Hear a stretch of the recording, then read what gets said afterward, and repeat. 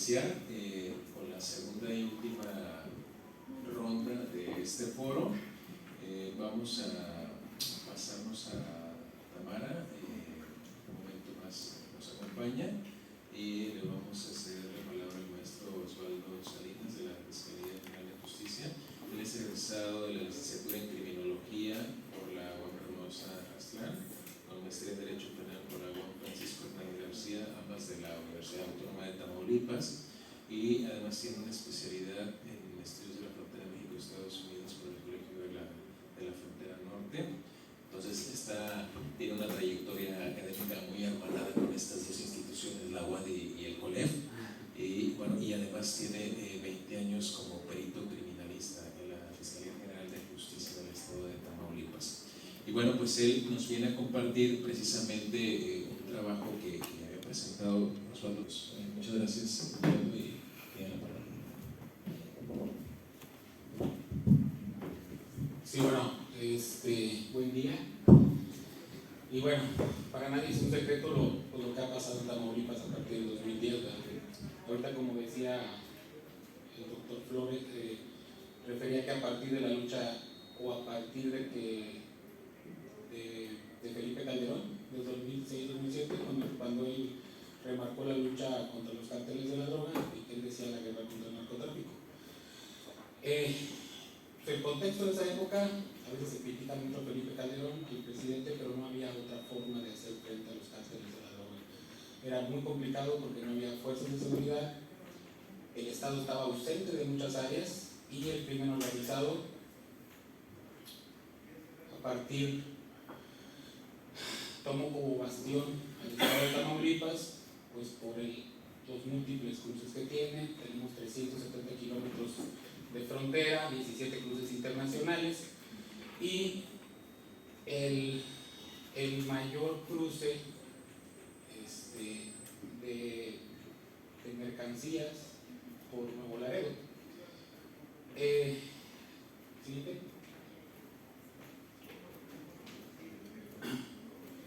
Todo esto, bueno, a partir de los años 40, 30, nació con los fundadores, con Juan N. Guerra y con Juan García Ábrego. Juan N. Guerra pues traficaba con alcohol, tabaco y tenía otras cuestiones de otros delitos diferentes a la droga. Después, cuando llega Juan García Ábrego, empieza a ser un problema a veces para los Estados Unidos y para diferentes cárteles por la cuestión del tráfico de la cocaína. Lo que nos decía el doctor Flores era cuando tenía nexos con cárteles de Cedillo, pues ahí empieza a hacerse la entrega de él a los Estados Unidos, y bueno, pues de ahí se empieza a hacer una disputa. Fíjense, la disputa entre los liderazgos, que era mucho lo que mencionaba, entre Chava Gómez y entre Osiel Cárdenas Guillén, prevaleciendo uno de estos, que viene siendo Osiel Cárdenas Guillén.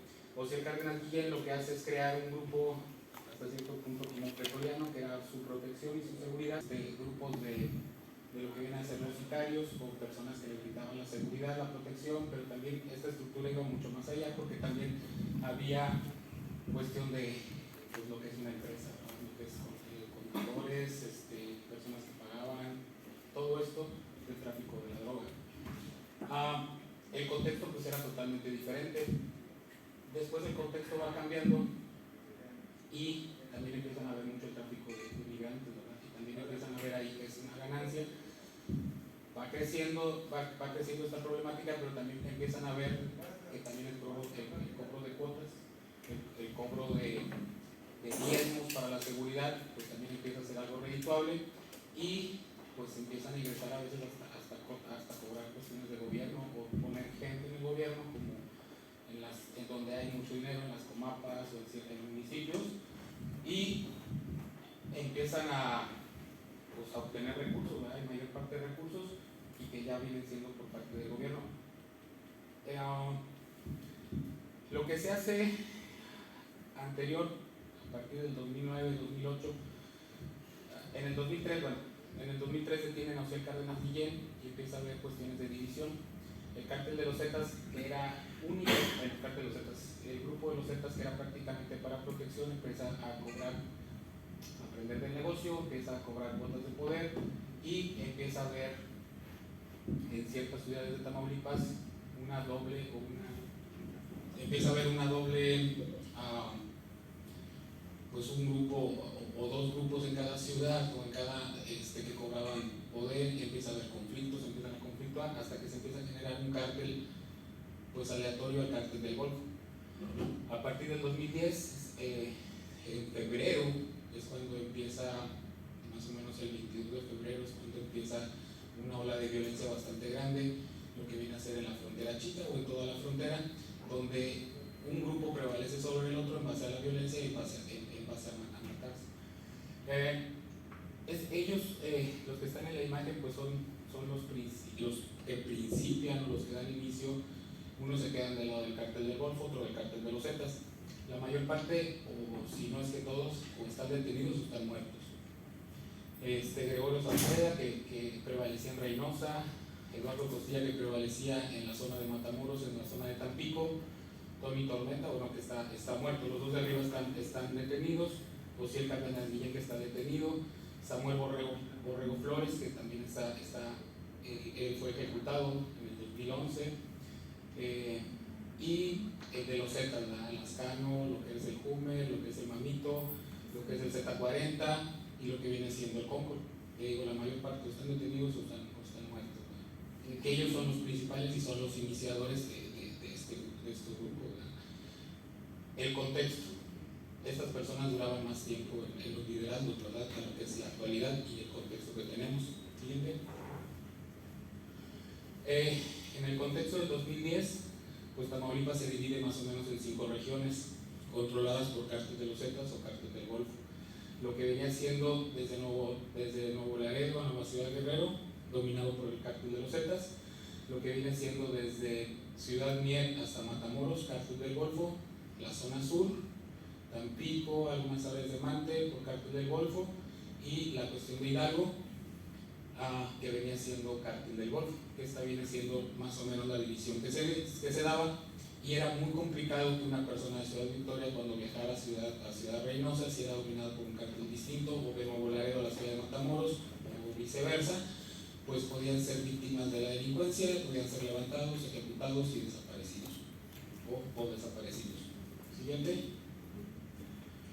En esa época de Felipe Calderón había una medición de los homicidios relacionados con delincuencia organizada.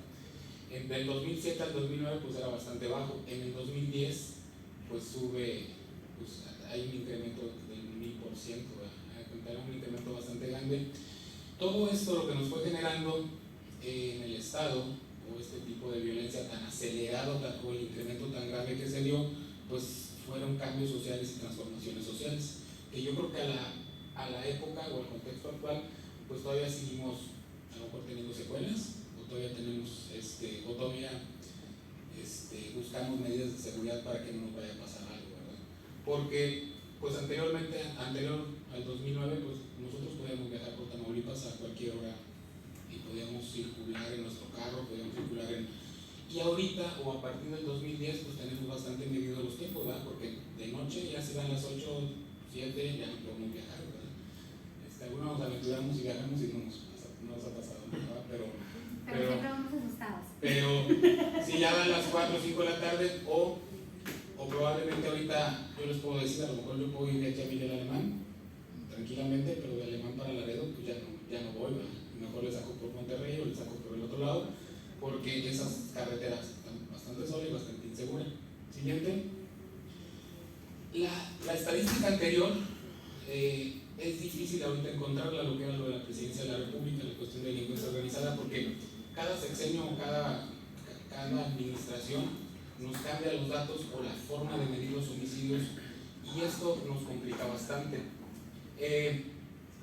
Esta dinámica de los homicidios en Tamaulipas, bueno, del año 2010 al 2022, pues tenemos que es de 8.751, y en el año 2010 nos presenta una diferencia bastante marcada con la que nos daba la presidencia de la República. Ahí tenemos una diferencia como de 500 casos, ¿verdad?, de homicidios, de víctimas de homicidio. También la administración pasaba una administración nueva que llegó manejaba casos y no manejaba los individuos, ¿verdad? Entonces, esa era una forma que nunca entendimos de que trataban de reducir los niveles de los índices o los números, ¿verdad? Pero eso lo que nos genera, o lo que nos ha generado, pues es bastante confusión. Siguiente. Entonces, como les decía, bueno, el Estado fue dividido en 5 áreas. Derivado de tal violencia sin control, se ocasionan hechos con tintes terroristas y desplazamientos de comunidades. Se tiene un estudio donde se refiere que tenemos en Tamaulipas desplazados 58.723 personas. También, pues el número de desaparecidos, que es bastante alto. Siguiente. Las masacres o actos de terror. Recordemos en el 2010, pues teníamos lo de los 72 migrantes que fueron encontrados en una bodega en la ciudad de San Fernando y que fueron ejecutados. Y para las capacidades forenses de la época, pues era bastante complejo poder manejarlo, porque nosotros en esa época, a lo mejor en los servicios médicos forenses teníamos capacidad para resguardar 6 cadáveres en cuartos fríos o en gavetas y para poder autopsiar 3 cuerpos. Entonces, tener esa gran cantidad de cuerpos pues nos complicaba bastante y tuvimos que ampliar las capacidades en tiempo corto, en un periodo corto de tiempo. Pero la violencia continuaba, nos dejaron cadáveres en las carreteras, en lo que fue las Yescas, acá rumbo a San Fernando, nos dejaron otros cuerpos de 15 a 12 cuerpos en 2 hechos distintos, y que los dejaban como una muestra de poder o de control por parte de un cártel contrario, y aparte los dejaban con masa blanca y marcada con la letra del grupo contrario.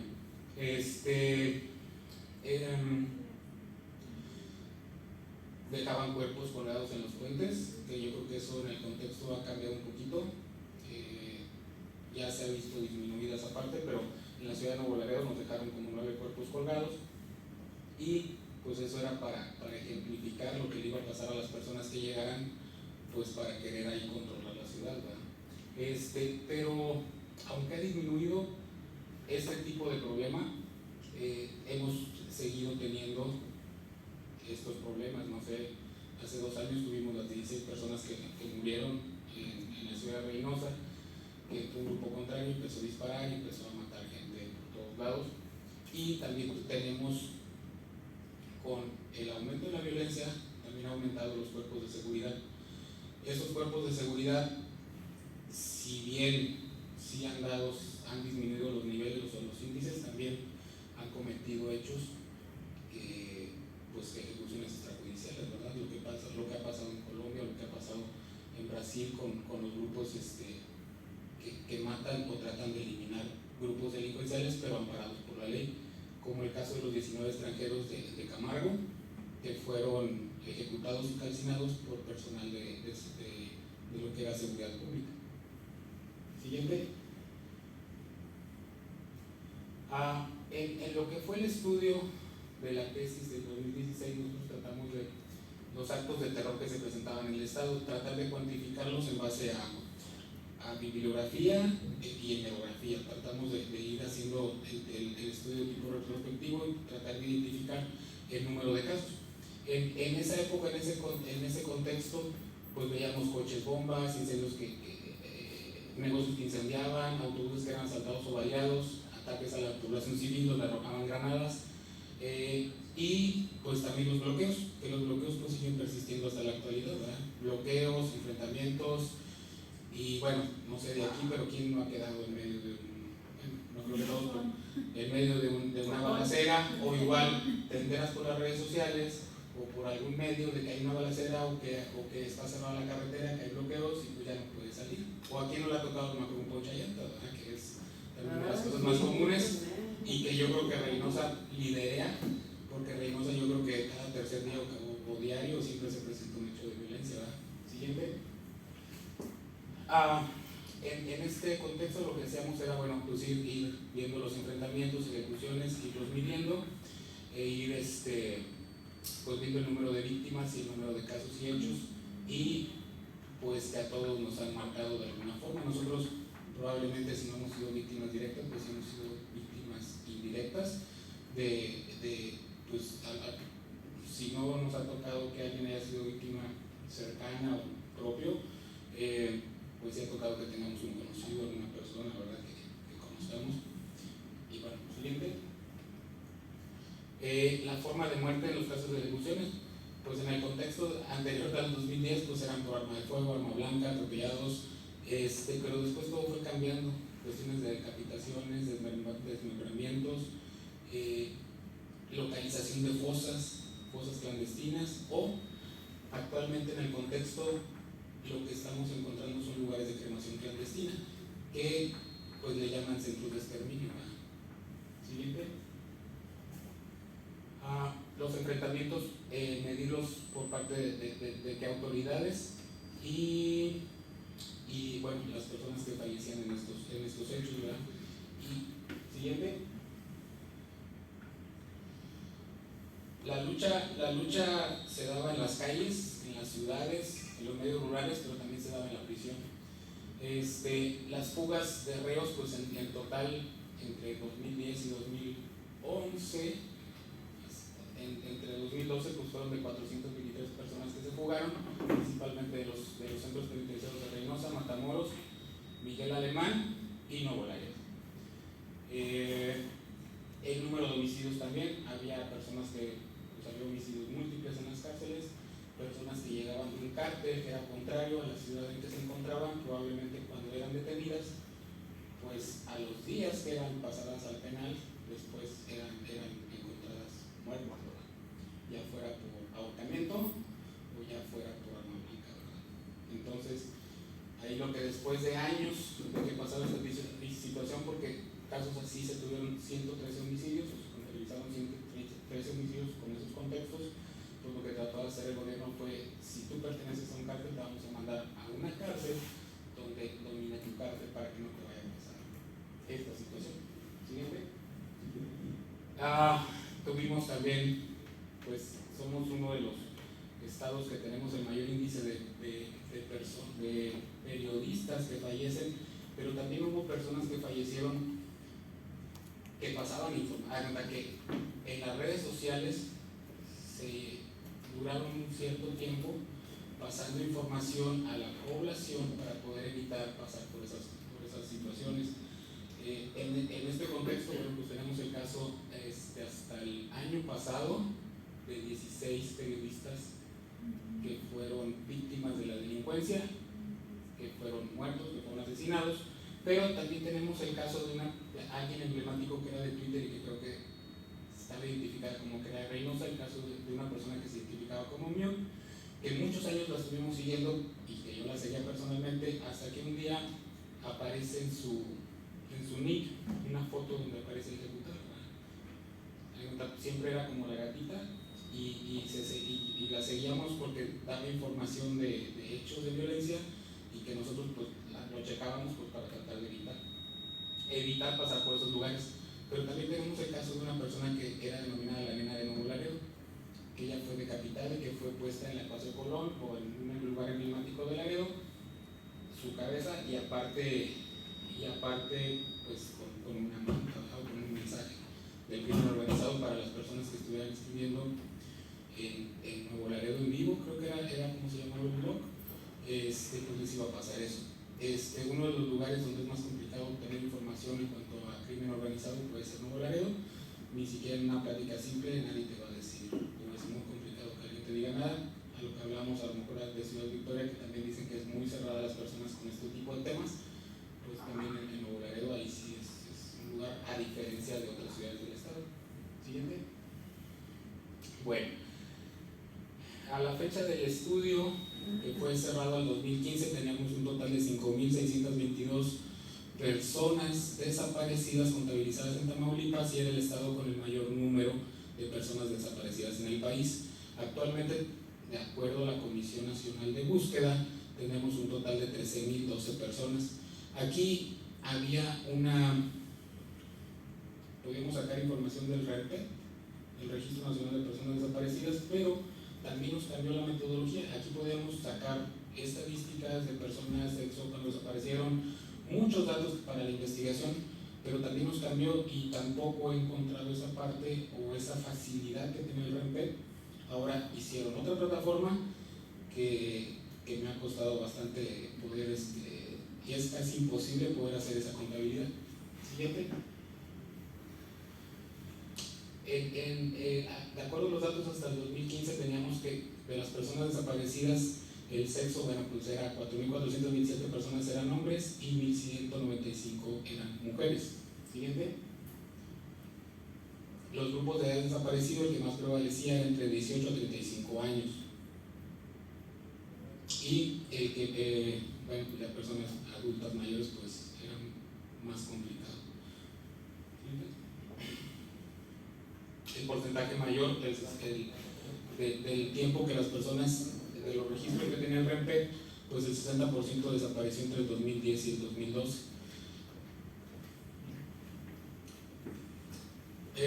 Y esta era la forma y la contabilidad que podíamos tener en cuanto a las personas, cómo desaparecieron, y el nivel más alto fue en el año 2011. Aquí hay un sesgo de la información porque hay muchas personas que no denunciaron en la época y continúan denunciando actualmente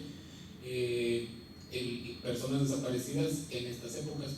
¿Por qué? Porque pues había bastante temor por asistir, y puede ser por ese temor de que el crimen organizado estuviera inserto en las instituciones de seguridad y que cuando fueran a denunciar pudieran ser víctimas de este hecho.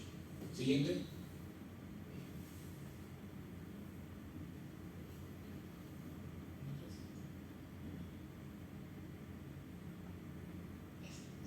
Aquí el número por municipios, y la zona norte es donde teníamos el más alto índice. Yo creo que triplicaba el número de desaparecidos en lo que venía siendo la frontera baja. El número 3.293 para la zona norte, 851 para la zona centro y 715 para la zona, y que se tiene que actualizar, pero pues con la base de datos que tenemos ahorita pues sí es bastante complicado. Siguiente. Personas desaparecidas, pues teníamos de todo índole. Tuvimos un sacerdote por el área de Jiménez, teníamos el caso de la señora Graciela Pérez en la zona sur, de Mili y 4 familiares más que están desaparecidos desde el 2012. También teníamos el caso de un extranjero en la ciudad de Nuevo Laredo, que al parecer él llevaba una mascota. Su mascota no puede pasar por el lado mexicano porque necesita un estudio que le tienen que hacer para presentarlo en el puente, lo regresan, y cuando regresan desaparece Nuevo Laredo, cuando ya estaba a punto de cruzar. Y bueno, pues, y la infinidad de desaparecidos que hay entre hombres, mujeres, niños, y pues que es un problema bastante grave y que es bastante complicado de resolver, o que no hemos encontrado la solución. El secuestro, pues el secuestro también se incrementó en niveles bastante altos. Yo creo que si sumáramos estos datos con los del secuestro, pues el nivel tendríamos, a lo mejor si estuviéramos superando el primer lugar. Actualmente en cuestiones de desaparecidos, el primer lugar está entre el Estado de México y Jalisco, y después seguimos nosotros. Siguiente. ¿Cómo cambiaba el contexto? Pues lo que hizo el Estado en esa época y en ese contexto fue callar. No se comunicaba, muchas de las personas tuvimos que acudir a cuestiones. Había una cuestión que manejó el norte, que fue un blog, se llama Frontera al Rojo Vivo.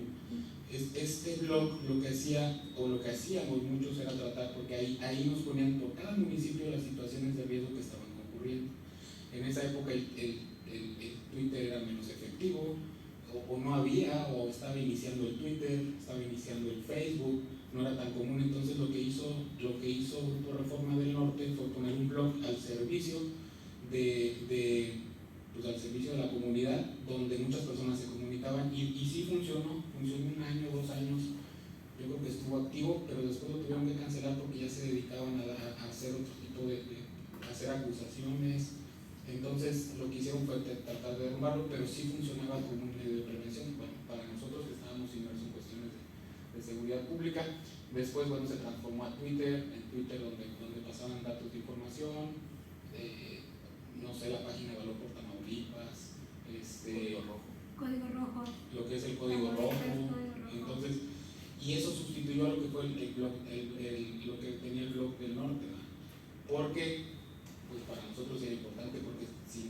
verificar estas páginas, pues probablemente no salíamos a carretera, no salíamos a ciertos lugares, ¿verdad?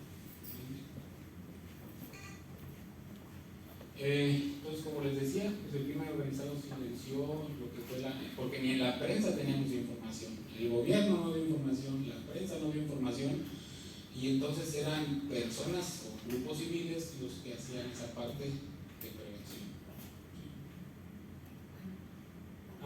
Lo que les decía, lo del NACO, lo por Tamaulipas y lo del Grupo Reforma. Siguiente.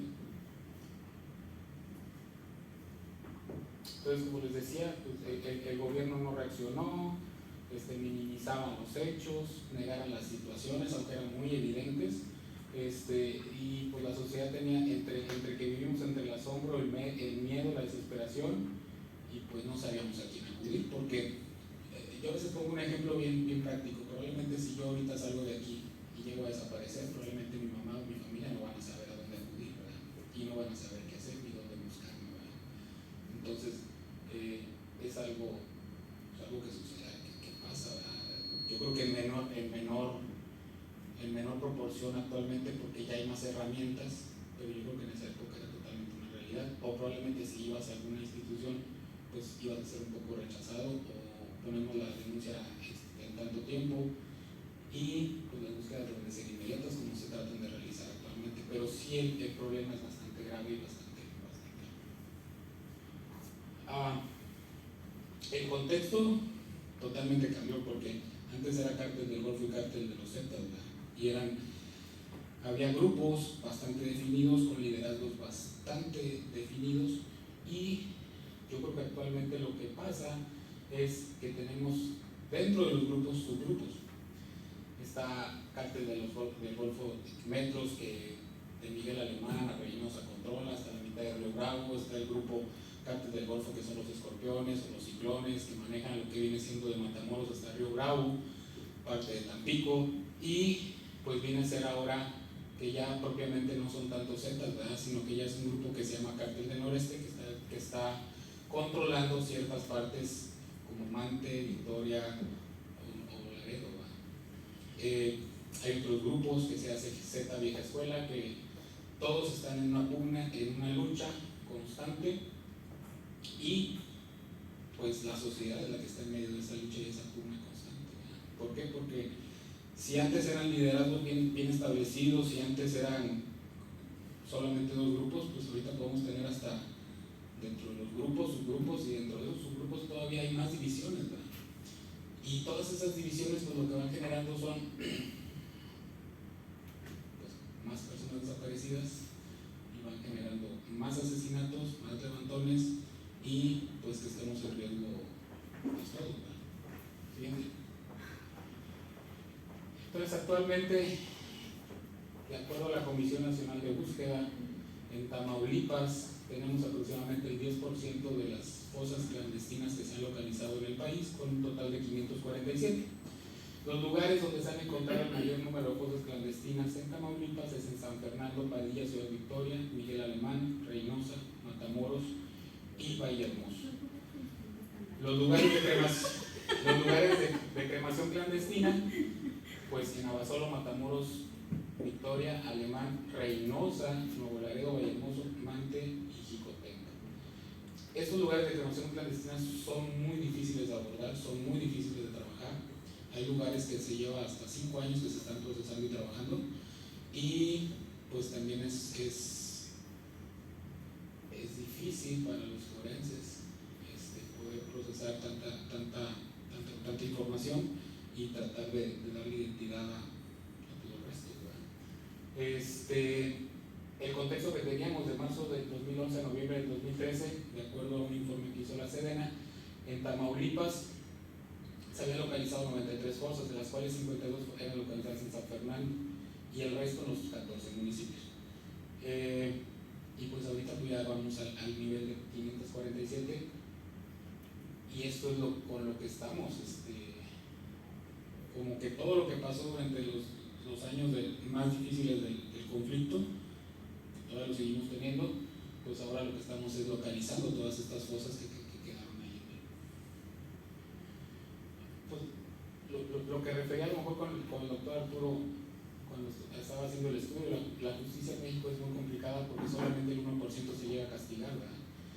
99% llega a un juez, el 20% se investiga del total de los delitos, ¿no? Entonces, pues realmente el sistema penal pues está bastante abrumado por los índices y niveles de violencia. Yo pienso que se generó la policía, los grupos con la policía que tenemos, sí tenemos más policías. El problema es que los policías están concentrados en contener a los grupos delincuenciales, pero probablemente no tenemos o no contamos con policías de proximidad. ¿Cuánto tardaría una persona, si pones una denuncia, en llegar y auxiliarte? Si ahorita yo soy víctima de un delito saliendo de aquí, ¿cuánto tardaría en darme auxilio un policía? ¿Cuánto cerca yo tendré un policía? Si no es que probablemente tengan que salir en todos los vehículos, varias camionetas, tienen que reunirse y el apoyo probablemente no podría ser inmediato.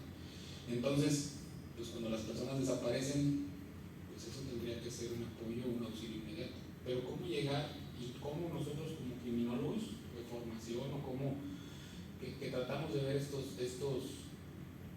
problemas, cómo podemos encontrarle una solución, ¿verdad? O cómo podemos proponer una política pública que sea efectiva y que nos pueda llevar a tratar de solucionar este problema con el cual ya llevamos pues casi 15 años,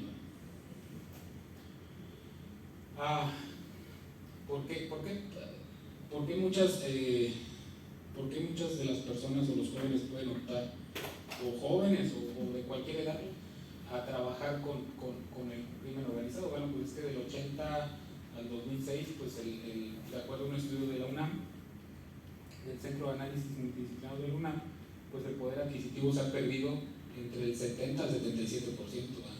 Entonces, trabajamos más, pero nos alcanza para menos, ¿verdad? Probablemente el salario mínimo en la época tenía que trabajar 22 horas la persona para poder llegar a alcanzar, contar con una canasta básica. Siguiente. Y bueno, nosotros lo vivimos diariamente en las calles, cómo se va aumentando cuando estamos en los semáforos. Cada vez hay más personas pidiendo dinero, cada vez hay más personas tratando de hacer otra cosa en los puentes internacionales, las personas que trabajan en las tiendas de los negocios y pues es una realidad, ¿no? Entonces, ¿cómo podemos atacar el fenómeno del crimen, pero desde diferentes esferas o de diferentes matices, pues, para poder pues, tratar de ser un país mejor, ¿verdad? Siguiente.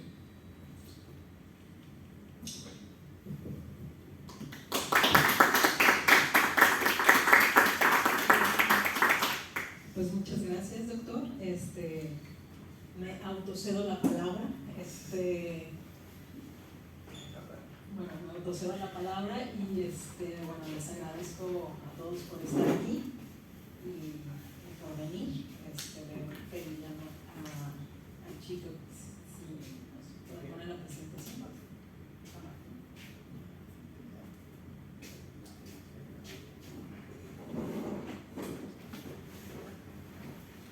Bueno, un poco lo que les quiero presentar es parte de una investigación que estoy haciendo actualmente. Es parte de esta candidatura de postdoctorado que tuve en la Universidad Autónoma de Tamaulipas y también, bueno, tiene que ver con algunas experiencias pasadas que pues me han permitido acceder a este trabajo de esta investigación a nivel cualitativo y cuantitativo, pero más cualitativo, enfocado a herramientas etnográficas, etnográficas y otras cosas, pero sobre todo pues me ha permitido pensar las violencias fronterizas un poco más allá de lo que pues vemos actualmente, ¿no? Y en particular pues entender como economías ilícitas, ilegales e informales que existen en las ciudades fronterizas. Particularmente yo lo observo un poco más en pues tanto en el noreste de México, pero también en todas las ciudades fronterizas. Bueno, otras cosas que me permitió ver esto es el factor geográfico, ¿no? La ubicación de las ciudades fronterizas que estén alejadas de otras ciudades, pero también como la cercanía a las ciudades en contraparte o homólogas, por ejemplo, en el caso de Reynosa con McAllen, en el caso de Nuevo Laredo con Laredo, etcétera, ¿no? O sea, esa colindancia con las ciudades homólogas que están del otro lado de la frontera me ha permitido entender cómo estas dinámicas culturales pues existen, ¿no? Y bueno, que hay un parteaguas también histórico, como comentaba Carlos Flores, pero también algo que se marca a partir de años recientes con el control del crimen organizado en el 2006, que empieza a ser como más visible, no solamente por las pugnas entre grupos, sino también porque estaba cambiando las políticas dentro de estas organizaciones, ¿no? Y entendemos cómo varios efectos colaterales nos han permitido entender que la migración pues también ha sido algo que ha movido la violencia en estas ciudades fronterizas o en estos espacios fronterizos, ¿no? Como espacios limítrofes que entiende este intercambio cultural, pero también que nos lleva a pensar como una violencia más allá de lo que hemos planteado. Y bueno, como les decía, algo que me llamó la atención es a partir de entrevistas que hice a jóvenes y que me empezaban a hablar de una violencia como compartida, ¿no? México, Estados Unidos, compartimos la misma violencia. Solamente, bueno, algo que me decían era que era menos visible en Estados Unidos, lo que me llevó a investigar un poco en periódicos y en algunos archivos donde se hablaba de esta otra violencia del otro lado de la frontera, ¿no? Es decir, en ciudades americanas, y pues un poco pensaba como estas violencias que se daban más en tiroteos escolares, el portar armas, pero también la venta de drogas, que era un poco invisible porque al mismo gobierno tejano no le convenía pues hacer evidente como estos espacios donde se estaba vendiendo droga, donde se estaba recibiendo mercancía ilícita, pero también que estaban mandando mercancía, por ejemplo, de Fayuca a México, ¿no? Entonces estos espacios pues se han quedado como en top secret, que son espacios que no podemos ver la violencia más allá de eso, ¿no? Pero bueno, también la violencia, pues como les decía, tiene un contexto histórico, y pues no hablemos de Juan N. Guerra aquí en Matamoros, y bueno, la fundación de un grupo que ha sido y se ha ido modificando constante a los movimientos sociales, pero también a las políticas públicas. Y bueno, un poco para entender cómo quiero abordar como la violencia o cómo la abordo, uno de los textos que a mí en lo personal me dio luz fue el libro de Gloria Anzaldúa. Bueno, eso es un poco para que entiendan desde dónde estoy viendo y desde dónde estoy hablando. La que sigue, por favor. Y bueno, desde Gloria Anzaldúa, donde nos habla de las importancias de los lazos fronterizos que existen, ¿no? A un nivel cultural, y más allá de entenderlo como lo ha entendido Canclini como algo híbrido, nos habla de una cuestión de enraizamiento más allá de esta frontera geográfica que tenemos, sino que pues nos sitúa como la frontera más allá del río Bravo, ¿no? Y entonces podemos entender que las ciudades fronterizas, al menos en el río Bravo, comparten ciertas dinámicas culturales que hacen que esta violencia no en tanto sea natural, pero sí se vayan normalizando algunas prácticas culturales que no son comunes, ¿no? Como lo que nos hablaban del halconeo, ¿no? Y algunas otras dudas que surgían entre el público de hablar de la violencia, de tablear a estas personas que se dedican a actividades ilícitas. Eso nos habla de un bagaje que tenemos culturalmente con las dinámicas dentro del crimen organizado, pero también nos habla como una naturalización que tenemos de esta misma violencia. Bueno, y algunos autores nos han planteado la violencia fronteriza como algo que es difícil de clasificar, pero también que encierra como estos espacios donde termina y comienza la violencia, ¿no? El hablar del país que tiene mayores recursos nos habla de un país que supuestamente entre comillas la violencia, pero que sí existe, ¿no? Porque se dan estas barreras donde se aprovecha la oportunidad de contrabandear, donde el límite es la barrera que aumenta el precio para incrementar el producto, por ejemplo las drogas, ¿no? Y bueno, un poco para entender esto, yo quería hacer como un poco de la referencia fronteriza, más allá de lo que plantea Galton en esta cuestión de la violencia estructural, ¿no? Porque no solamente estamos hablando en algo simbólico, social y cultural, sino que va más allá de las dinámicas históricas que se han planteado en ciudades fronterizas. Y por ejemplo, algo que ya refirió Nakori sobre el trabajo de Durín, que nos menciona estas migraciones que tienen cierto privilegio de migrar, pero también están aquellas que son underground y que siguen migrando pese a los recursos que se tengan y pese a todas las alternativas que tienen. Existe una migración que va por debajo del río, por así decirlo, ¿no? Y esa migración existe a pesar de que existen políticas migratorias que han vetado el paso de los migrantes. Y también, por ejemplo, el texto de Carlos Flores nos permite entender y hacer como un andamiaje histórico de las redes de poder que han existido, por ejemplo, en el estado de Tamaulipas, y cómo se van fragando algunos nexos entre el crimen organizado y la política, no sé.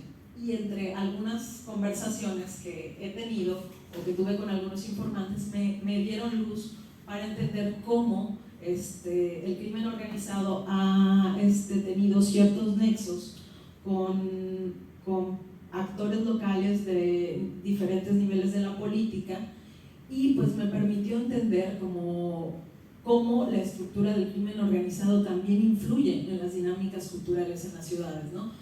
Un poco entendiendo que se dan ciertos oficios dentro del crimen organizado, y existe otra economía que permite que el flujo, no solamente, válgame la redundancia, el flujo económico continúe, sino que también existen ciertas dinámicas que permiten el acrecentar como los recursos, acrecentar no solamente para la organización, sino para el mismo Estado.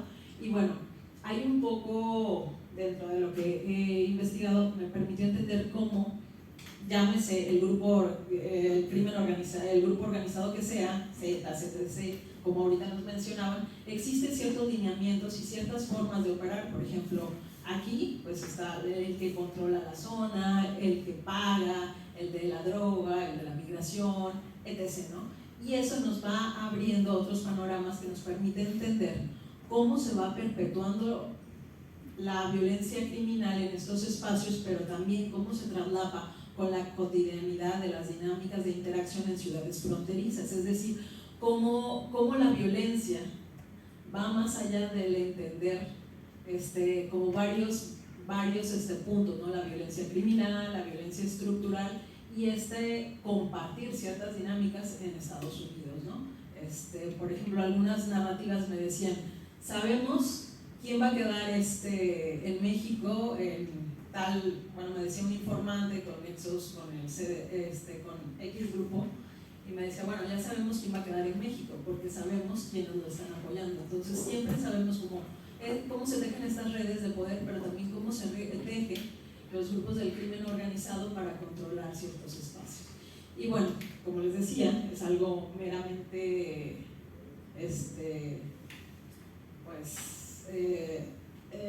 es un acercamiento muy preliminar, pero también me permitió entender cómo se entrecruza como la normalidad de hablar. Bueno, aquí al menos lo he notado más en Reynosa, Río Bravo y Matamoros, de hablar de los oficios, de hablar de actividades ilícitas como algo redituable y como algo loable que hace que las personas mismas de la comunidad, del lugar donde estamos hablando, se vuelvan o se puedan empoderar frente a otras personas en iguales. Digo, no en todos los contextos. Aquí el doctor Arturo, que es oriundo de Matamoros, nos hablará de otras formas de violencia tal vez, ¿no? Pero también es entender cómo se traslapa la violencia criminal con las dinámicas cotidianas en las ciudades fronterizas, ¿no? Y al plantear una violencia transfronteriza es entender cómo estas dinámicas y cómo la frontera geográfica a veces no existe, porque también estos grupos pues son parte de dinámicas del otro lado, ¿no? Y son dinámicas que nos permiten entender cómo pues el crimen organizado pues sí se ha anquilosado en ciudades fronterizas y ha llevado a algunos pobladores a normalizar y a naturalizar la misma violencia dentro de lo que dentro de las actividades que estamos viviendo constantemente. Pero bueno, por mi parte esto sería todo y bueno, les agradezco.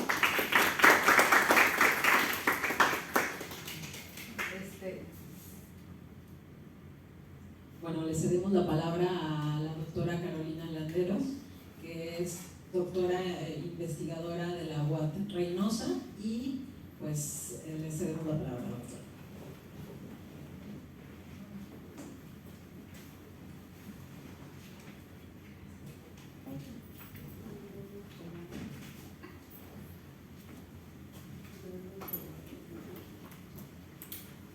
Buenas tardes, agradecemos la invitación al COLEP, al doctor Arturo, al doctor Misael y a la doctora Tamara por la invitación que nos hicieron. No sé si puedan colocar la presentación.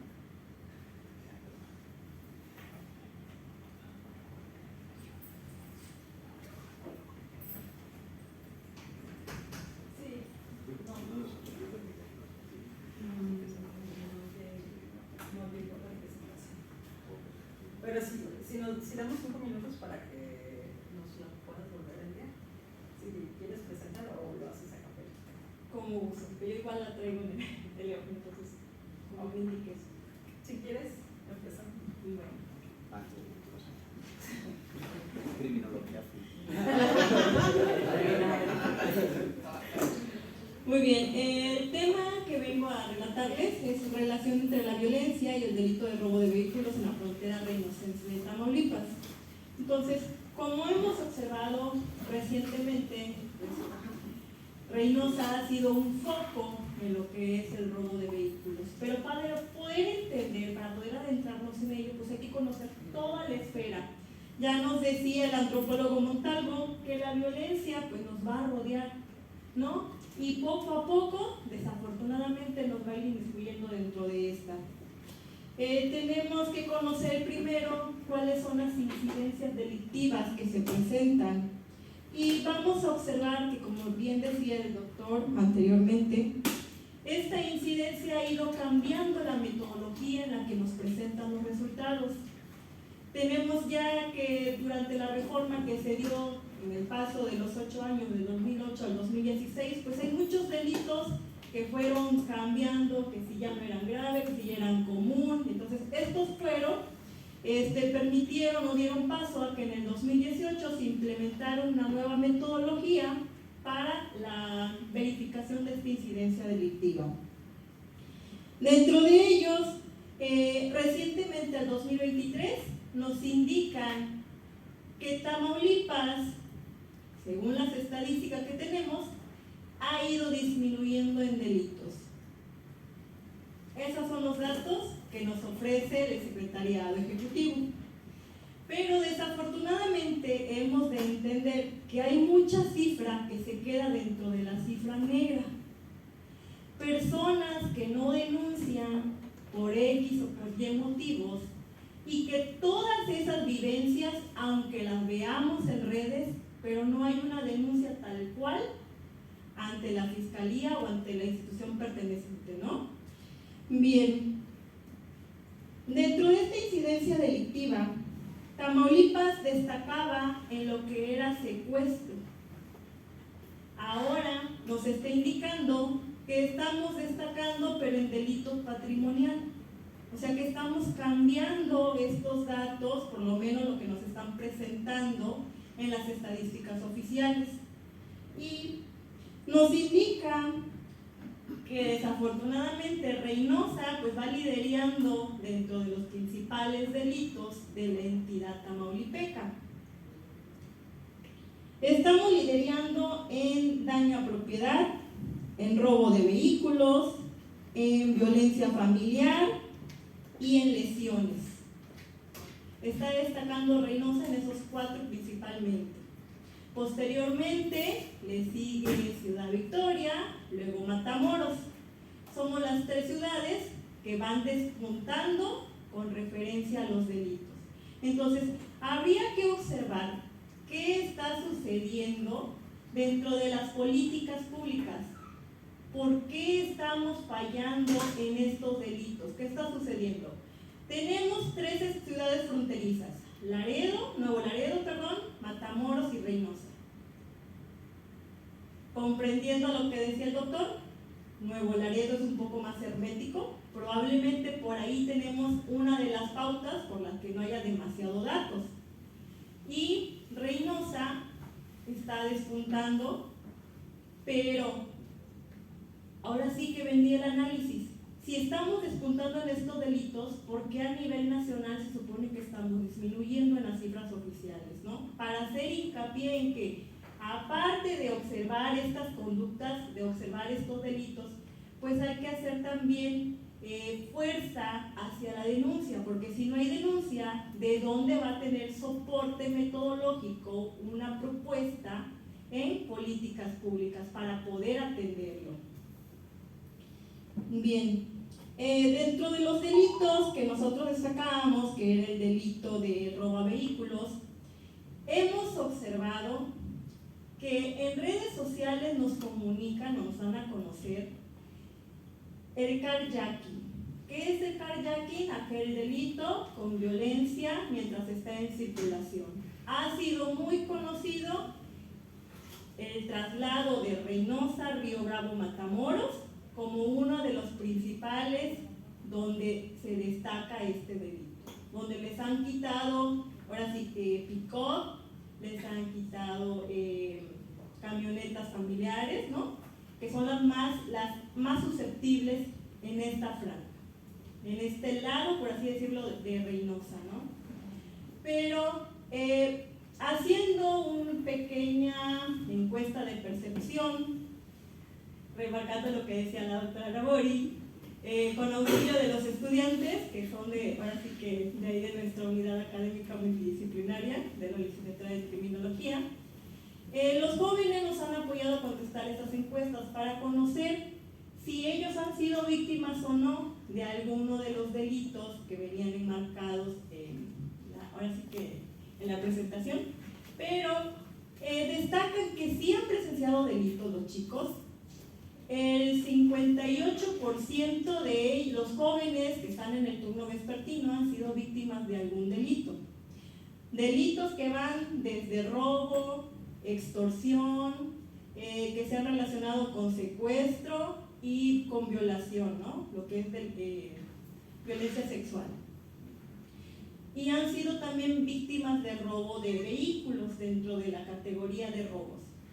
Pero lo que yo observaba es que ellos nos comentan que los puntos donde fueron sustraídos los robos de vehículo han sido dentro de la misma ciudad, en las colonias que se encuentran prácticamente o en el centro o ahora sí que conurbadas hacia el centro. Pero en redes nosotros estamos observando que es más fuerte y con mayor violencia hacia la periferia. Entonces tenemos ahí esas dos partes, esas dos contrastes. También volviendo por ahí a lo que nos comentaba la doctora López, nos decía de la ambivalencia, y sí, dentro de los jóvenes, ellos, dentro de criminología, pues obviamente ya se les ha dado a conocer tanto los factores impelentes y repelentes, y se les ha dado a conocer ahora sí que el narcotráfico y todos los delitos que conllevan dentro de él. Y desafortunadamente, dentro de una encuesta realizada por un tesista, no a ellos, sino el tesista realizó su encuesta, ¿qué nos da a conocer? Nos dice que hay jóvenes que han estado inmiscuidos dentro del narcotráfico, pero ellos están ahí no necesariamente porque tuvieron factores, así que crimen impelente desde pequeños, sino por el interés económico, porque aunque contaron con familia, contaron con atención, tuvieron todo, ahora sí que... ¿La prestación? Sí, exactamente, las prestaciones los llama más y por eso se fueron involucrando. Claro, también está la otra cara, por eso decía la ambivalencia. Hay algunos que derivados de los factores se han ido involucrando. Pero tenemos la parte que se fueron, ahora sí que por el término, por las prestaciones que les otorgaba, ¿no? Y dentro de ello pues se han tenido que acomodar a todo lo que ha sido necesario para poder recaudar, por así decirlo, el dinero que se les solicita dentro del narcotráfico, ¿no? Dentro de toda delincuencia organizada. ¿Por qué? Porque ellos tienen un cierto monto que cubrir, no es únicamente, estoy dentro y vendo lo que sea, no. Hay un monto que deben de cubrir a como dé lugar. Entonces es ahí donde comienzan a surgir lo que es el carjacking. Ahí comenzamos con los parteaguas, ¿no? Y aparte del monto que me tienes a mí que completar, también necesito unidades para mover a mi gente. Me las vas a conseguir, necesito tantas unidades de tales especificaciones, preferentemente quieren 4x4, ¿no? Entonces, y ahora sí, retomando lo de la encuesta que se les realizó a los jóvenes, ellos nos decían que ellos les han sustraído automóviles, ahora sí que carros cotidianos normales, y no tanto camionetas de 4x4. Ya se vio la presentación. Muy bien, y nos decían los jóvenes que pues ellos, como su capacidad adquisitiva, algunos sí tienen alto y otros bajos, pero los carros que más les han robado a ellos han sido de 4 cilindros. No han sido tanto camionetas más grandes que tienen más poder, por así decirlo, para poderse movilizar.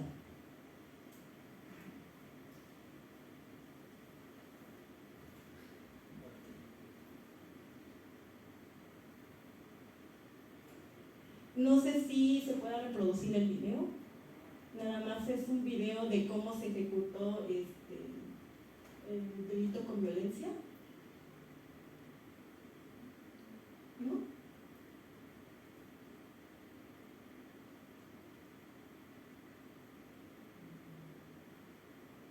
Bueno, ya después posteriormente le haré llegar el video al doctor Misael por si lo quiere compartir. Es En muy este violento video, que hasta la compu lo censura.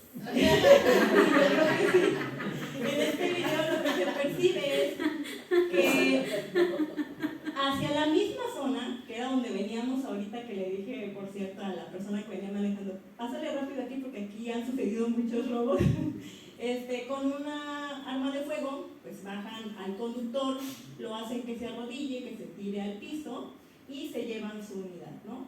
Y nunca apagó la camioneta, siempre estuvo encendida, estaba en circulación, de ahí lo de carjacking, ¿no? Bueno, volviendo a... ¿Lo va a intentar? No, creo que no. Bueno, volviendo al tema, retomando la parte de las políticas públicas y lo que es la policía de proximidad, ¿no? Yo sí estoy de acuerdo con la parte de que tenemos que tener una parte de la policía que se dedique a esa proximidad para atención rápida. ¿Por qué? Porque desafortunadamente, aunque alguno guardia estatal o digamos, por ejemplo, un guardia estatal se encuentre cerca del lugar donde está sucediendo un delito, como ellos tienen ciertas indicaciones, no van a ir a responder en ese momento, sino hasta que se les vuelve a autorizar. Y durante ese proceso, pues ya la flagrancia se está perdiendo, ¿no? Bueno, doctora Marisol.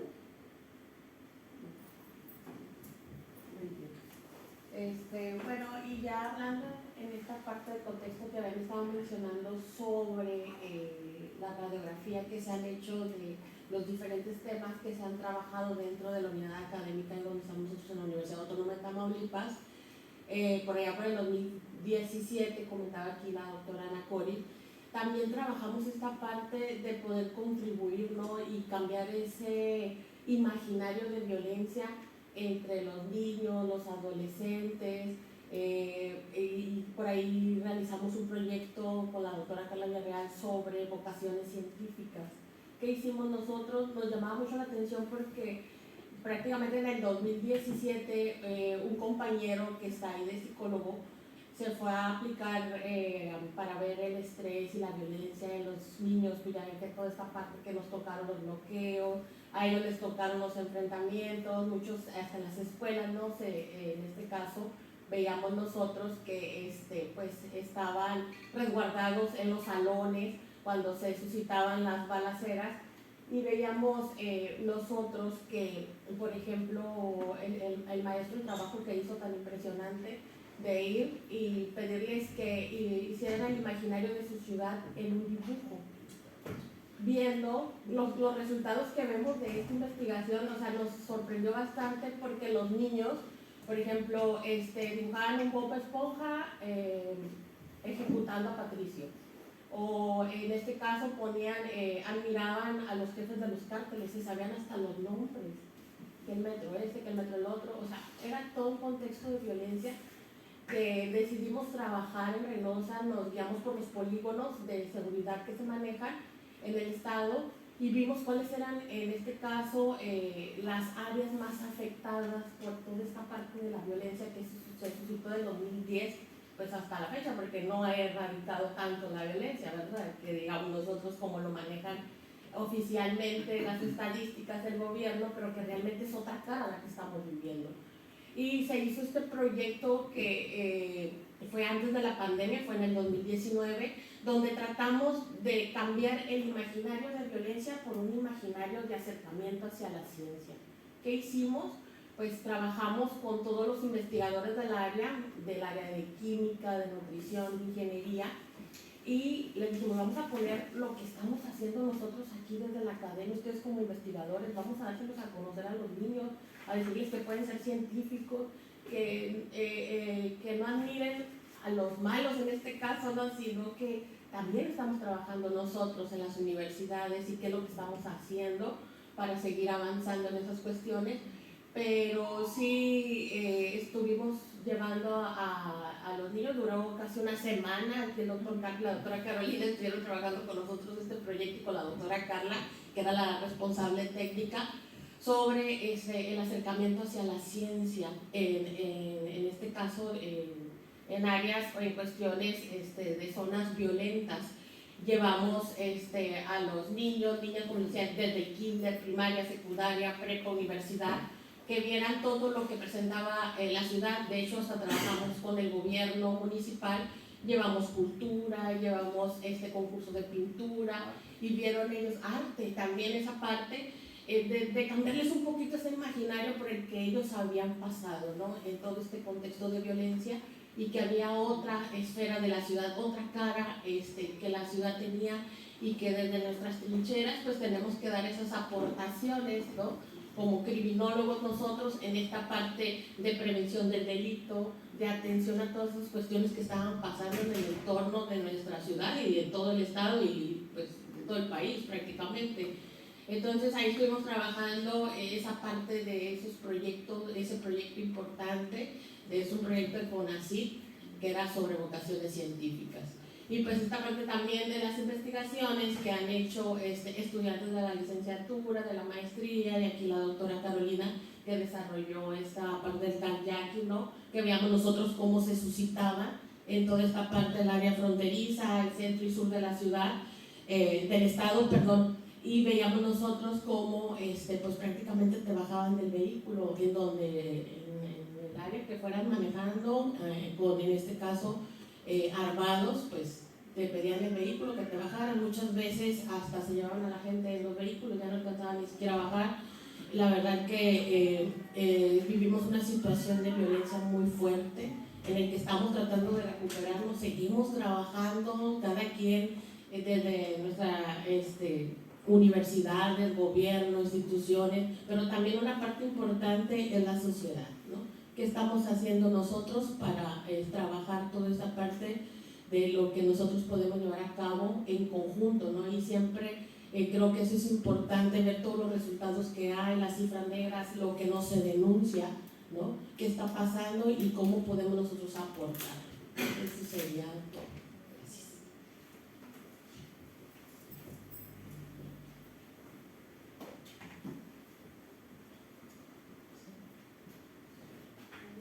Sería todo. Muchas gracias.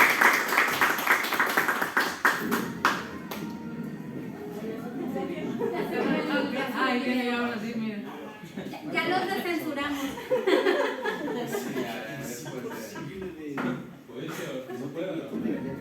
Ahí viene la verdad.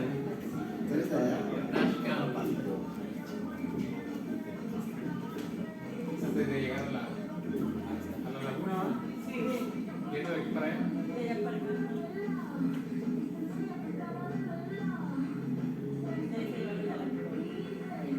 Llegan, bajan. Ya con el arma de fuego. te bajas, bajas todos, pero a veces.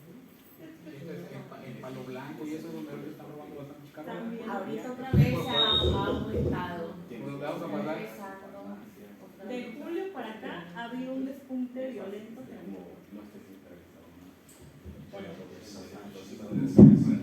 Carolina y a Marisol por la presentación. Para cerrar con broche de oro, Andrés nos va a compartir también una exposición titulada Fentanilo y Migración, detonantes del cambio de la criminalidad y la violencia fronteriza. Andrés es doctor en política pública por el Tecnológico de Monterrey y científico de datos por la Universidad de Tennessee Austin y la Universidad de Harvard. Es miembro del Sistema Nacional de Investigadores Nivel 1. Y pues hay varias publicaciones que tiene, artículos, libros, y entre los más conocidos está La construcción de policías inteligentes en México, una tarea pendiente, el que coautoramos Jesús y yo, sobre repensar el juvenicidio desde la frontera norte. También uno reciente, pues, del año pasado o de este año, de Comunidades Seguras, el año pasado, Promesa inevitable de las democracias latinoamericanas. Y pues actualmente es profesor investigador del programa Investigadores por México del CONACYT y adscrito aquí al COLEF Unidad Cuartel General Matamoros. Y pues adelante, Andrés. Gracias, Oscar. Cuando Oscar y Tamara hicieron la invitación para participar, primero pensé en presentar algunos de los estudios cuasi experimentales que estoy llevando a cabo para estudiar el impacto de ciertos programas y políticas en la violencia y en los homicidios dolosos. Pero luego por los temas y viendo el programa decidí mejor hablar un poco de esta cuestión del fentanilo y la migración y cómo cambian radicalmente el panorama de las dinámicas criminales en la zona.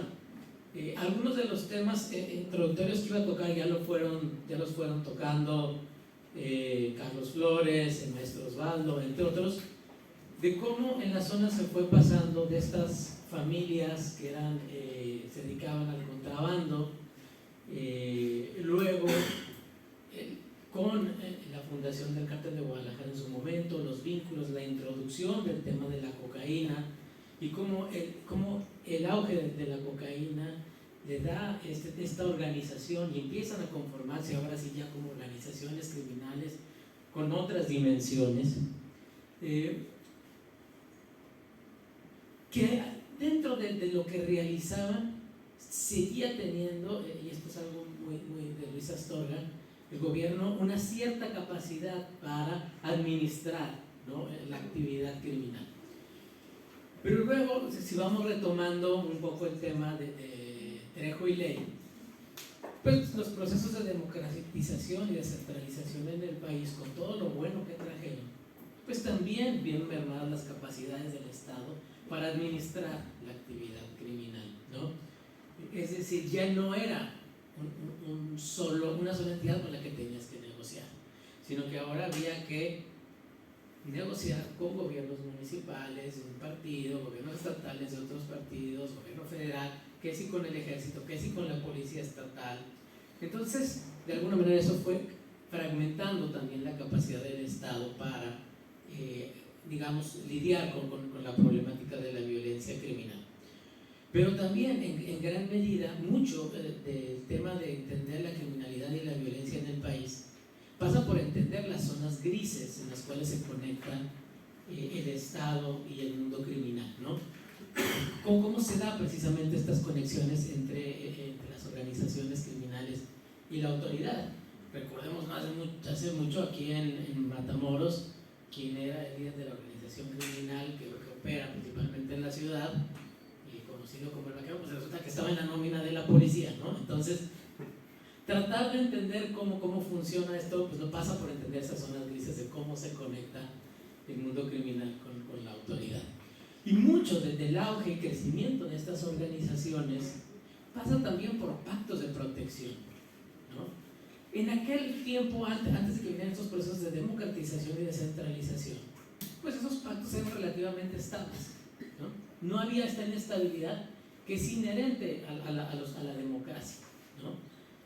Conforme los pactos de protección entre organizaciones criminales y Estados se van volviendo más inestables, pues todos los grupos criminales tienen que recurrir a conformar sus propios ejércitos privados, porque ya no pueden depender de esos pactos de protección que tenían con el Estado, porque hoy negocié con uno, mañana quién sabe, y si me lo cambian.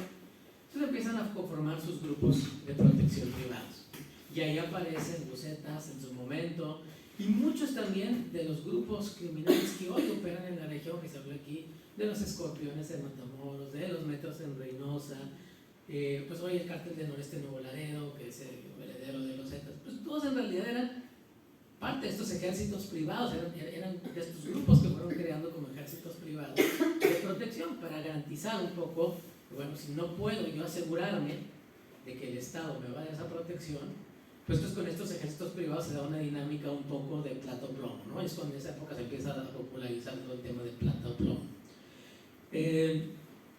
Viene toda la época de Calderón y muchos de estos años, y viene una gran polarización de la actividad criminal. Como ya hablamos, hoy tenemos una gran cantidad de grupos locales que no tienen esa estructura y esa organización que tenían en su momento, a lo mejor el Cártel del Golfo y los Zetas, pero que sí tienen una importante capacidad de fuego y de organización a nivel muchas veces local, pero que también muchas veces necesitan del patrocinio de algunas de las grandes organizaciones criminales, ¿no?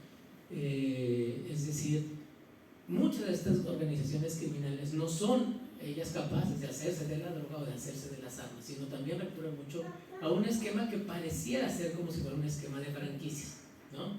En el cual yo opero un territorio, pero ¿de quién consigo la droga? ¿De quién consigo las armas? Pues de nuestros grandes grupos criminales. Le hace el Cártel de Sinaloa, le hace el Cártel Jalisco Nueva Generación, ¿no? Y por eso ahora se habla mucho de la irrupción del Cártel Jalisco Nueva Generación en Monterrey, pero también en Tamaulipas, ¿no?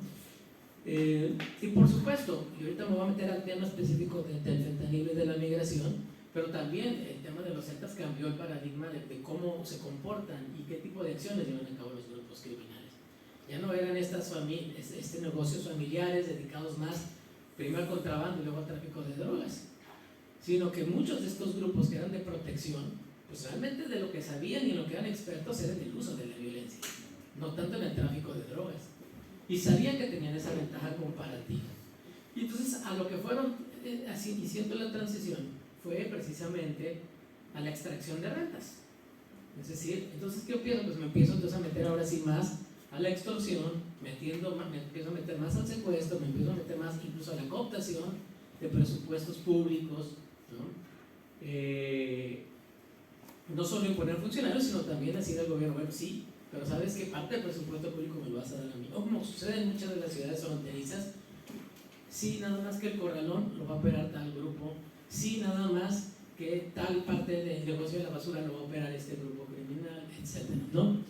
Entonces empiezan a meter porque precisamente su especialidad era el uso de la violencia, pero de alguna manera dependen mucho de estas grandes organizaciones criminales precisamente para proveerles de armas y de droga. Y no solo esta opción, también el huachicol. Ahora, en el tema del fentanilo, ¿qué pasa con el tema del fentanilo? Viene a cambiar radicalmente las dinámicas de violencia y también la relación internacional México y Estados Unidos. Acabamos de tener hace unos días precisamente la reunión de alto nivel México-Estados Unidos y los dos temas que se trataron en la reunión fue fentanilo y migración, ¿no? ¿Y por qué la viene a cambiar radicalmente? Por la cantidad de muertos del lado de Estados Unidos. Antes sí tenían ellos un problema importante de drogas, ¿no? Estaba el tema de la heroína, estaba el tema de la cocaína, pero esas son drogas que de alguna manera poco a poco van mermando y eventualmente se llevan a las muertes, pero toma tiempo. El fentanilo no. El fentanilo lo que ocasiona es que la gente deje de respirar. Y entonces la paro cardíaco se muere muy rápido, ¿no? Y entonces empezaron a verse ya cifras de 100,000 muertos por año por sobredosis de fentanilo. Y eso cambia radicalmente la dinámica entre los dos países en el tema de las drogas. Porque ya no es, se están muriendo en México y acá la gente se está drogando, no, ya se están muriendo los soldados. Y no poquito, más o menos 100,000 personas al año. ¿Y cómo es que el auge del fentanilo se da de manera tan radical? Si uno ve cómo van evolucionando las drogas, pues en su momento el tema de la cocaína, en su momento el tema de la heroína, y luego el fentanilo como rebasa, ¿no? De manera muy importante. Y claro, mucho de esto tiene que ver también con cosas que pasaron adentro de Estados Unidos, ¿no? Comportamientos a lo mejor de mercadeo por parte de la industria farmacéutica que no fueron los ideales, ¿no? Que empezaron a promocionar muchos medicamentos como el Oxycontin, entre otros. También médicos que recetaban de manera muy laxa este tipo de medicamentos. Y cuando Estados Unidos se empieza a dar cuenta de que hay un problema, empieza a tomar acciones y políticas públicas que generan un efecto que no fue el deseado. Porque empiezan, por ejemplo, a controlar el tema de las recetas. Pero si tú ya tienes una población que de alguna manera se fue acostumbrando al uso de estos medicamentos y entonces ya no puede conseguir una receta tan fácil, pues ¿qué empieza a pasar? Pues lo que empieza a pasar es que lo empiezan a traer desde China. Y entonces tú pedías el fentanilo y te llegaba por paquetería desde China, ¿no? Directo, es decir, tú lo pedías y a tu casa, el sobrecito llegaba por paquetería a tu casa. No, pues ahora vamos a cerrar los puertos de Estados Unidos, se cierran el puerto de Los Ángeles, por ejemplo, que es uno de los prioritarios con el tema del fentanilo. Y las organizaciones criminales se dan cuenta de esto. En particularmente, pues el cartel de Jalisco Nueva Generación y el cartel de Sinaloa. Y entonces, pues dicen, vamos a entrar entonces en esta cadena de suministros. Pues las organizaciones criminales mexicanas de alguna manera se parecen mucho a un DHL, ¿no? Es decir, son capaces precisamente de llevarte la droga y este tipo de productos a donde tú quieras con una gran eficiencia, ¿no? Entonces lo que empiezan a hacer es traen el fentanilo y lo empiezan a mandar a Estados Unidos. Luego, ahora traen los precursores químicos, principalmente de China y cada vez más de la India. Y entonces, por ejemplo, vemos que el presidente de México dice, no, es que el fentanilo no se produce aquí. ¿Por qué? Porque los precursores vienen de China. Bueno, sí, los precursores vienen de China y vienen de Asia. Perfecto. Vienen aquí y entonces van a laboratorios clandestinos donde se termina de hacer un proceso de síntesis. Y después de ese proceso de síntesis se va en el formato deseado, pastillas, polvo, inyectable, etcétera, hacia los Estados Unidos. Un problema importante en la relación bilateral, porque lo que vimos en la última reunión de alto nivel es precisamente a un gobierno que le está mintiendo a otro, porque ellos saben perfectamente, los dos gobiernos saben perfectamente lo que está pasando. Si uno hace una solicitud de información, la Sedena te va a decir, destruí 500 laboratorios clandestinos dedicados a la producción de fentanilo en estos últimos años. Pues sí, nada más que tienes una autoridad que dice que no, que aquí no se produce fentanilo, ¿no? Públicamente, bueno, pues sí, pero sabemos que eso está sucediendo. ¿Y por qué tanto interés de los grupos criminales en el tema del fentanilo? Uno, es mucho más rentable. Ganan mucho más dinero vendiendo fentanilo que vendiendo cocaína, que vendiendo heroína, que vendiendo marihuana. ¿Y por qué es mucho más rentable? Por la potencia. Todo el mercado más o menos de fentanilo en Estados Unidos estamos hablando de 11 toneladas.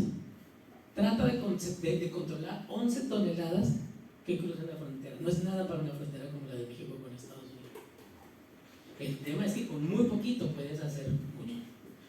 Y si para más o menos darnos el contexto, todo el sistema de salud mexicano en un año utiliza 50 kilos. Todo el sistema de salud. Y el mercado de Estados Unidos son 11 toneladas. Bien. Ahora, es mucho más rentable porque con muy poco puedes hacer mucho producto por la potencia del ingrediente activo, porque no estás sujeto a plantaciones agrícolas, no requieres de trabajadores agrícolas, no tienes que ir a traerlo de otro lado como por ejemplo el tema de la cocaína. Traes los precursores, que son cantidades, normalmente super grandes cantidades, haces una gran cantidad de producto y lo mandas a Estados Unidos. Mucho más fácil de esconder y de distribuir. Bien. Ganan mucho más dinero, por eso estamos viendo que las rutas se están cambiando. mucha de la cocaína, por ejemplo, que antes, no es que no siga llegando, sigue llegando y sigue cruzando, pero hoy, por ejemplo, mucha de la cocaína que iba a Estados Unidos se está yendo a Brasil, porque el interés en Estados Unidos está en el fentanilo, ¿no? Están en las investigaciones, por ejemplo, que ha hecho Noria Research sobre el tema del opio. No les están comprando, no les están comprando los productores de amapola, o han bajado mucho los precios. ¿Por qué? Porque el mercado cambió y ahorita el tema es el fentanilo. Y ahora, el tema con el fentanilo es que el fentanilo viene de Asia y llega a los puertos del Pacífico. Entonces, ¿dónde quedan los grupos criminales de Tamaulipas en este negocio del fentanilo? Pues quedan medio aislados, ¿no? ¿Cómo le hacemos para cruzar la droga de un lado a otro? Y empezamos a ver ahí, entonces, ¿por qué tanta violencia en Zacatecas, por ejemplo? ¿Cómo le hacemos para cruzar? ¿Y de qué manera se le vende? Es decir, ¿cómo el cártel de Sinaloa, el cártel de Jalisco, y estas alianzas que parecen no hacer mucha lógica, empiezan a aparecer la lógica, ¿no? De cómo es, por qué grupos del cártel del Golfo, aunque Carlos bien decía que ya hablar de cártel del Golfo no tiene mucho sentido, en realidad están peleados entre ellos, pero bueno, pues ¿por qué de repente aparecen haciendo alianzas, por ejemplo, con el cártel de Jalisco Nueva Generación y demás? Bueno, quieren entrar también todos en el negocio del fentanilo, ¿no? Bien, y entonces cambian las rutas, y aunque gran parte del negocio y el tráfico de fentanilo sigue dándose en la costa del Pacífico, es decir, Tijuana sigue siendo el epicentro de la problemática del fentanilo, luego las fronteras de Arizona y Sonora, pues también va sucediendo acá. Y cada vez se consume también del lado mexicano, es decir, nuestras fronteras han ido acostumbrando mucho y ha crecido mucho el consumo de cristal, pero cada vez aparece más el tema del fentanilo. Sobre todo porque el fentanilo del lado mexicano, y así también en algún momento fue en Estados Unidos, porque ve cómo se engancharon muchos consumidores de heroína, se utiliza como adulterante de otras drogas. Es decir, hoy muy probablemente cualquiera que consuma drogas en México, como la cocaína o la heroína, debería de asumir que muy probablemente lo que está consumiendo trae fentanilo, porque lo que han hecho es precisamente utilizarlo como adulterante, ¿no? ¿Por qué? Porque le ganan más dinero, tiene más potencia y enganchan al consumidor. Y poco a poco eso va a hacer que empiecen a buscar ahora sí directamente el fentanilo. Bien, ahora, esta situación es una de las que cambia las dinámicas, donde ahora pues, tienen que negociar como grupos criminales en Tamaulipas, pulverizados, mandos locales con una capacidad de fuego, pero que no tienen la capacidad, la mejor logística que tienen estas grandes organizaciones criminales. Tengo que negociar con ellos para meterme a ese mercado. Y por el otro lado, pues tenemos también el gran negocio que se ha venido a convertir en el tema de la migración a partir de la era de Trump, ¿no?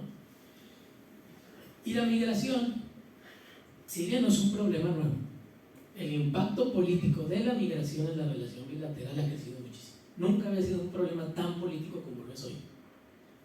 Y por eso hoy vemos en el Congreso de Estados Unidos iniciativas de los republicanos diciendo cancelen tantos millones de ayudas a Estados Unidos porque no están haciendo lo suficiente en el tema de fentanilo y migración. Por eso vemos a candidatas republicanas, por ejemplo, no es Donald Trump, que seguramente será el candidato, pero una de las candidatas importantes como Nikki Haley del Partido Republicano, argumentando en los debates de precandidatos, diciendo no, es que tenemos ya ahora sí que empezar a contemplar operaciones militares del ejército de Estados Unidos contra los narcotraficantes en México. ¿Por qué? Porque se están muriendo 100,000 personas allá, ¿no? Y porque evidentemente no se están entendiendo las autoridades de México y de Estados Unidos. Es evidente en las reuniones, aunque se vea la tensión, la falta de comunicación que hay. Porque cuando tú tienes un problema y la otra persona te está diciendo que ese problema no existe, ¿no? El otro gobierno te dice que ese problema pues se vuelve un poco complicado, ¿no? Y cuando quisieron meter a China, básicamente la respuesta de China fue problema en México y Estados Unidos, arreglan entre ustedes. Y esto se va a volver un tema muy tenso en la próxima elección, sobre todo impulsado por el Partido Republicano. ¿Por qué? Porque saben que ganan votos. La política del miedo da votos. Ya le funcionó en su momento a Trump con el tema migratorio hace algunos años, y no era el problema que tenemos ahora. Ahora con el tema del fentanilo aún más. Entonces gran parte de la retórica republicana va a ser pegarle a la piñata de México por el problema del fentanilo y migración. Y a Biden, desgraciadamente, que ha tratado de llevar la relación un poco de manera más cordial posible, pues se le empieza a acabar el margen de maniobra, ¿no? Es decir, porque al final de cuentas muy probablemente vaya a tener que competir en una elección con Donald Trump, y pues las elecciones se ganan con votos, y entonces ¿cómo gano votos cuando tengo, por ejemplo, ciudades con problemáticas muy fuertes? Recientemente tuvimos al alcalde de Nueva York haciendo gira precisamente para decir, Nueva York no puede con la cantidad de migrantes que están llenas, ¿no? Y volando por. Entonces, ¿cómo le hacemos para lidiar con eso? ¿No? Vino Elon Musk a Piedras Negras, es decir, teníamos, por ejemplo, en Filadelfia, una de las principales calles llenas de personas que no solo estaban comportándose un poco como se comportan solo por el tema de fentanilo, sino que aparte se les estaba cayendo la piel. Y se les estaba cayendo la piel porque estaban consumiendo una mezcla de fentanilo con un sedante veterinario, ¿no? Entonces, este tipo de problemas son precisamente a los que nos enfrentamos y que ponen ahora sí a México en el centro de la atención de la política exterior de Estados Unidos. La relación ha cambiado mucho. México hoy tiene mucho más con qué negociar, porque son dos problemas muy importantes para Estados Unidos, pero también tiene mucho más atención de Estados Unidos en lo que está pasando en la frontera. Entonces, como resumen, ha cambiado el tono criminal, las rutas cambiaron, el interés ahora está en el fentanilo porque es más rentable, porque se gana más dinero. Eso hace que los grupos criminales tengan que no solo cambiar rutas, sino tejer nuevas alianzas, mover sus esquemas de operación. Pero además también el tema migratorio le viene a poner presión a una situación en la que muy probablemente tendremos que estar viendo, conforme se acerca la elección presidencial, cómo trabajamos con Estados Unidos en un entorno de mucha presión y de mucha tensión, precisamente para tratar de atender una problemática en la cual seguramente estemos constantemente bajo amenazas. Nadie está pensando que vaya a haber una invasión de Estados Unidos, no. ¿A qué se refieren? Pues a lo que se refieren es que a lo mejor va a haber un ataque con dron a un laboratorio clandestino que produce fentanilo. A lo mejor a lo que se refieren es vamos a mandar un equipo de Marines a ir a extraer a uno de estos narcotraficantes. Y tanta es la presión incluso que los propios chapitos, que fueron de los principales promotores del tema del fentanilo, hoy están haciendo precisamente todo lo posible por desentenderse del problema. Es decir, nosotros no estamos metidos en ese tema, ya nos queremos salir del tema del fentanilo. Entonces la situación está complicada, se ha movido así, y bueno, yo lo dejaría por el momento.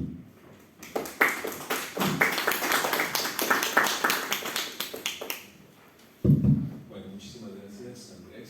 Sin duda yo creo que no solo uno de los temas más recientes, sino también más preocupantes que atraviesa diferentes fenómenos y diferentes aristas a nivel jurídico, de discusiones de diplomacia binacional, de legislación transnacional, etcétera, ¿no? Da lugar para toda una enciclopedia de fentanologías, ¿no? Porque es muy amplio este fenómeno, ¿no? Y bueno, pues ya con esto cerraríamos. Me parece, nada más a manera de conclusión, que la jornada ha sido bastante rica. Ya conocíamos un poco de lo que hemos hecho, pero me parece que como cierre, en primer lugar, pues lo que hemos hecho público, al menos dado a conocer en primera instancia aquí y posteriormente en redes, es que bueno, las violencias sí tienen diferentes expresiones, pero en regiones y tiempos o temporalidades específicas adquieren matices muy particulares, como puede ser la frontera de Tamaulipas, ¿no? Y esto no quita obviamente que esté vinculada con procesos más amplios o con estructuras más grandes, ¿no? Por supuesto, esto no quiere decir que sea igual en todas partes, cada región fronteriza tiene sus particularidades, ¿no? Pero sí está traslapada con algunos fenómenos con muchas similitudes, ¿no? Al menos desde la perspectiva de Carlos, que es muy enriquecedora y yo reconozco y valoro mucho su trabajo, que es una perspectiva bastante histórica propiamente, pues yo creo que también esto nos ayuda en términos teóricos y metodológicos para comprender las violencias en esta región fronteriza y la entidad en general, como una región más amplia. Y por otro lado, pues también lo que hemos visto es que hay a final de cuentas una serie de reflexiones que podemos hacer desde distintas disciplinas, ¿no? Veíamos este campo relativamente nuevo como es el de la criminología verde que Carpio nos vino a compartir, o las discusiones jurídico que nos trae Jesús con delitos muy particulares que también tienen toda una historicidad, ¿no? No es algo tan nuevo a final de cuentas, son más visibles, que es diferente, ¿no? Pero no es nuevo, ¿no? O la vertiente que también nos compartía Osvaldo en términos un tanto estadísticos, pero también como de los paisajes de la crueldad. Yo hacía la lectura desde esa perspectiva, ¿no? De los paisajes de la crueldad que se empezaron a tejer aquí en el estado, ¿no? O con particularidades como puede ser el robo de vehículos y los nuevos modus operandi, ¿no? Y bueno, con lo que también Andrés ya nos acaba de compartir, ¿no? Y a final de cuentas también pensar, yo creo que en términos de lo que Tamara hablaba de estas violencias fronterizas, ¿no? Si de alguna manera podemos activarlas, y creo que es la manía que tenemos desde las ciencias sociales y las humanidades, ¿no? Tendemos a hacer adjetivaciones de las violencias en este caso, ¿no? Pero es muy importante, yo creo que reconocer estas adjetivaciones y sobre todo las tipologías, no solo para explicar el fenómeno o los fenómenos de las violencias, sino también para tratar de interpretarlas en un contexto más amplio, ¿no? Y en ese sentido yo creo que lo que Nacori nos presentaba, que fue su charla inaugural por la de Carlos sobre el problema tecnológico, a mí me gustó mucho por esta reflexión que hiciste a partir de la revisión del estado de la cuestión de las violencias restringidas o ampliadas propiamente, ¿no? Entonces es muy importante hacer ese balance, y yo creo que ese es nuestro trabajo desde esta arena, estar haciendo visibles esas violencias y sobre todo aportar un grano de arena que ojalá y sea insumo para los tomadores de decisiones, para aquellos que diseñan e implementan políticas, en este caso de seguridad, ¿no? Bueno, pues muchísimas gracias a todas, a todos por su participación. Démonos un aplauso a nosotros. Muchísimas gracias a los chicos que vinieron, bienvenida. Y bueno, también quiero agradecer a nuestros becarios, a Trixie, a Martín y Alma, a Mario, que también desde otras trincheras nos están apoyando y hacen posible todo esto. A Gabriel por estar llorando y queriendo participar, pero nadie le hizo caso. Y bueno, todos los que hicimos posible, de verdad nos da mucho gusto tenerlos aquí con nosotros en el COLEF. Este es su casa, es un espacio que para eso es la chamba que tenemos que hacer. Muchísimas gracias. Ya para cerrar, pues le cedo la palabra al doctor Arturo Zárate, quien además entregará las respectivas constancias.